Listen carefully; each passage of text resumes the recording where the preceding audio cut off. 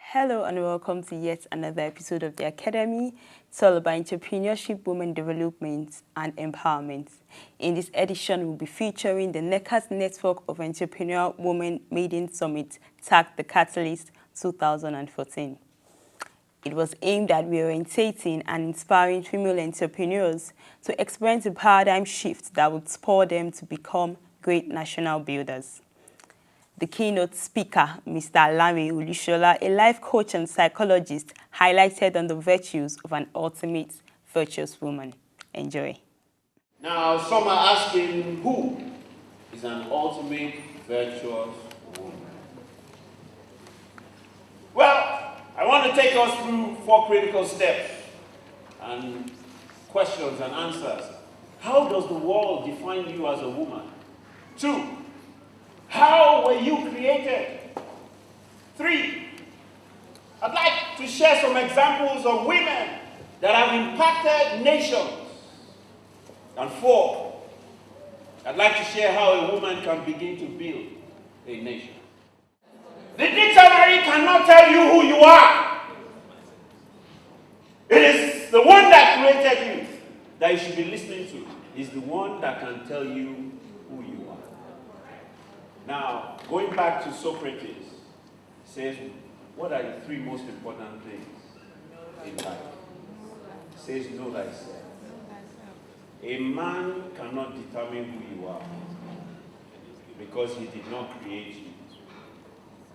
Only the Almighty can tell you who you are because he created you. In Genesis 2:15 to 24, I found how you were created. And you were created by the Almighty.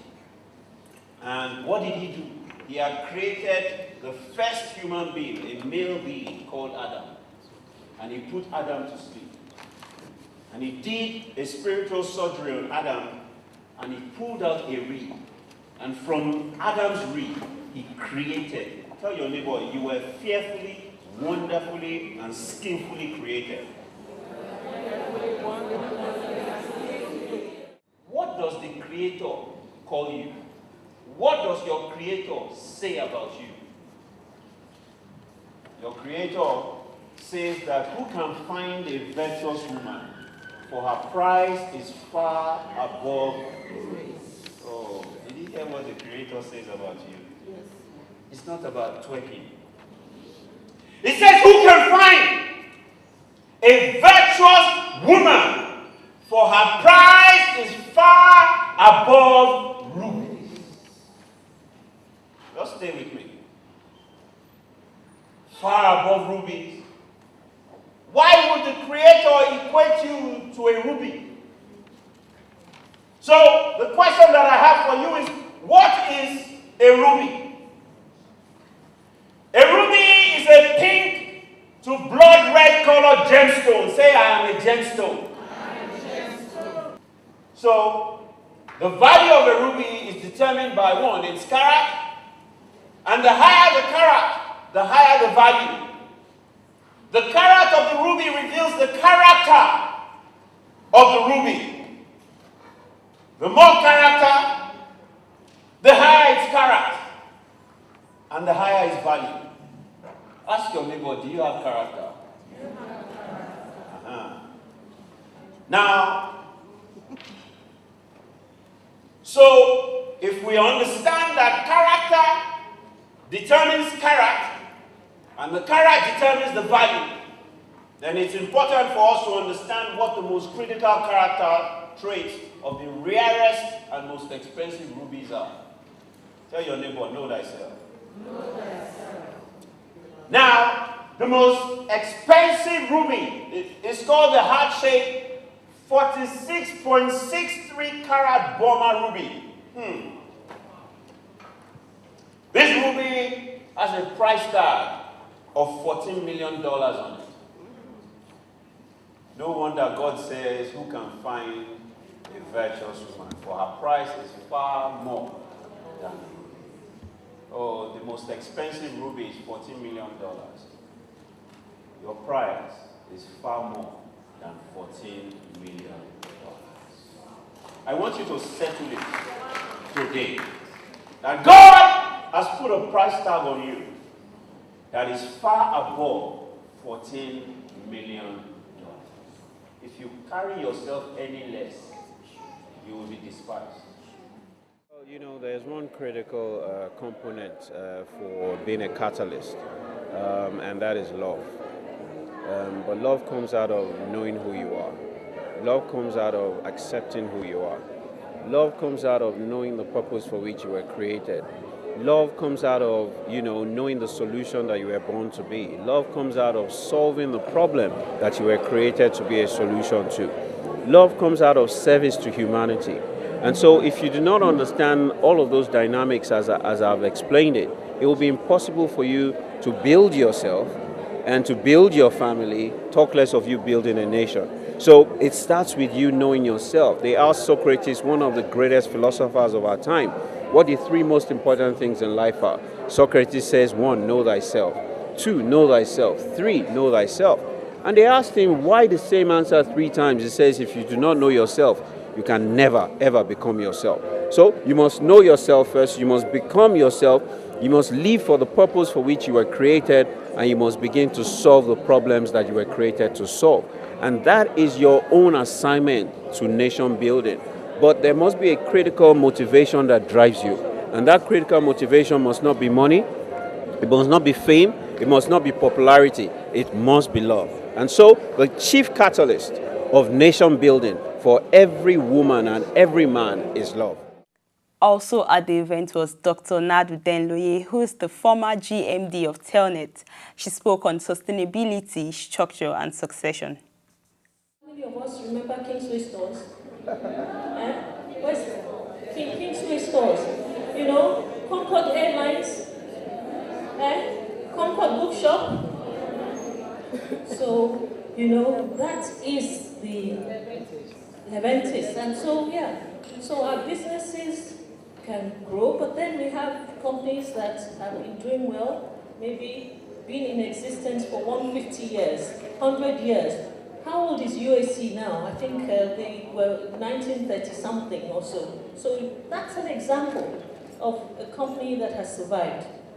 So what are we talking about when we talk about sustainability? Right? It's about thriving in the long term. We are going to die, so maybe the business to go beyond our own time, and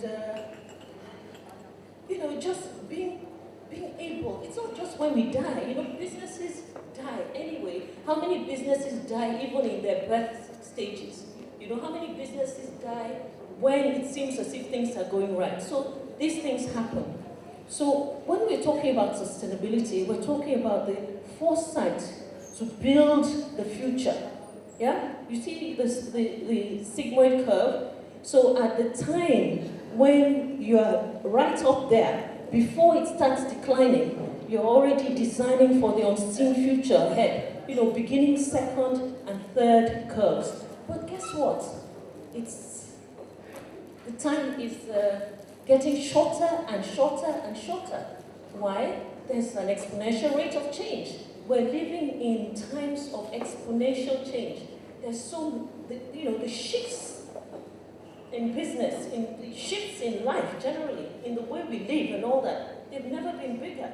So this is the context in which we're looking at how we remain sustainable, how our businesses continue to thrive, even in the face of these changes.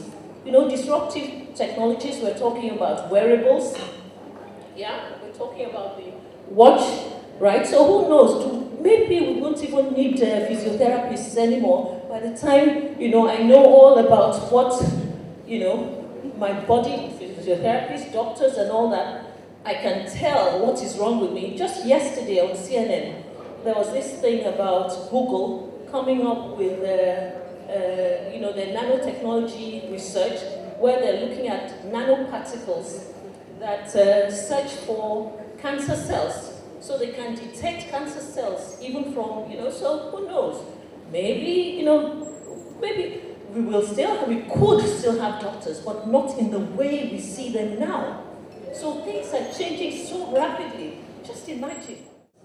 So, and then we have infinite number of competitors and intensity of competition for business and for competence.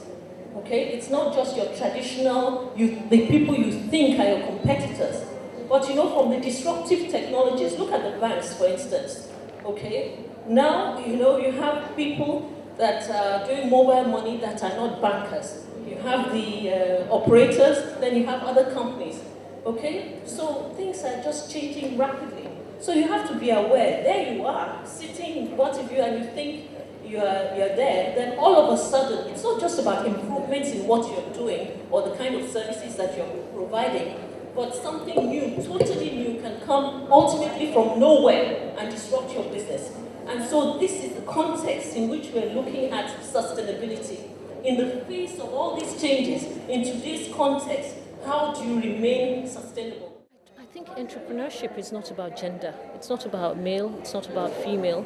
There are certain things, and as I talked to what I said, the capacity to change, right? You know, and the issues of values and leadership. Those are fundamental. Capacity to change in terms of knowing what's going on. And first of all, you have to have a business, know that you have something to be able to offer people as a service, because without the customers, you don't have that. So basically, first of all, there must be something that is valuable, is of value to customers. And then also the thing that, you know, to keep a business going and thriving, particularly in this day and age, you've got to be able to have an eye on the marketplace, know what's going and what else you could do. And then there's the thing about, you know, building a culture within the organization of values and being the right leader so that people want to stay. You have the competencies, you have the people and all that will develop the business with you, because you can't do it alone. But I don't think there's a gender thing to entrepreneurship.